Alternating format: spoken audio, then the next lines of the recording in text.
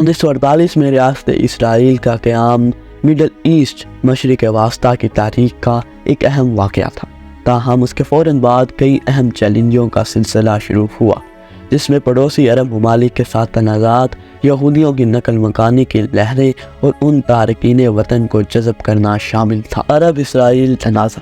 اسرائیل کو جس فوری چیلنج کا سامنا تھا وہ اس کے عرب پڑوسیوں کی دشمنی تھی۔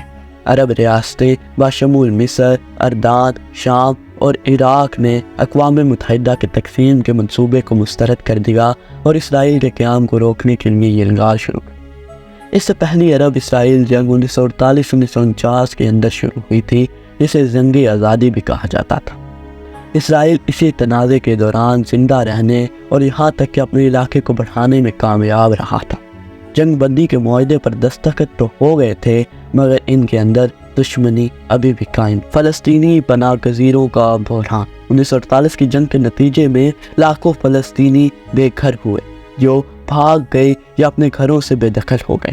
اس کی وجہ سے فلسطینی پناہ گزینوں کی ایک اہم آبادی کی تخلیق ہوئی، جو اسرائیل فلسطین تنازع میں ایک متنازع مسئلہ بنی ہوئی ہے۔ امیگریشن۔ یہودی امیگریشن کے پے در پے لہروں کی وجہ سے اسرائیل کی آبادی میں تیزی سے اضافہ ہوا۔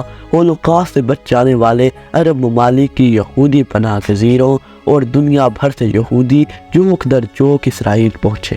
اس نے نئے آنے والوں کے لیے رہائش، ملازماتیں اور سماجی خدمت فراہم کرنے کے معاملے میں ایک چیلنج پیش آیا۔ اقتصادی چیلنجز۔ اسرائیل کو شروع سے ہی ایک فعال معیشت بنانا تھی۔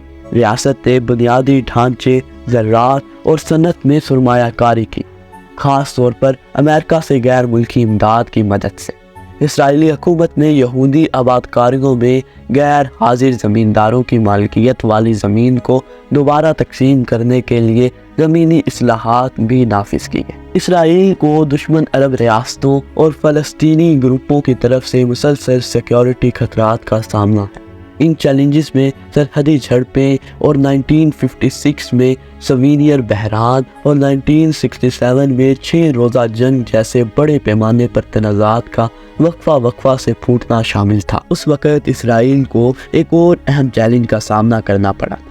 اسرائیل کے پاس پانی کی بہت کمی تھی اور اوپر سے وہ زمین جو اسرائیل کے پاس تھی وہ بھی بنجر تھی، تو ان کو پانی کے لیے جدید تکنیکوں کی ضرورت تھی، جیسے کہ ڈی سیلینیشن اور ڈرپ اریگیشن، ملک کی بقا اور ترقی کے لیے بہت اہم۔ کئی دہائیوں کے دوران اسرائیل نے کامیابی کے ساتھ ان چیلنجز کا سامنا کیا اور ایک ترقی پذیر، تکنیکی طور پر ترقی یافتہ ملک بنا۔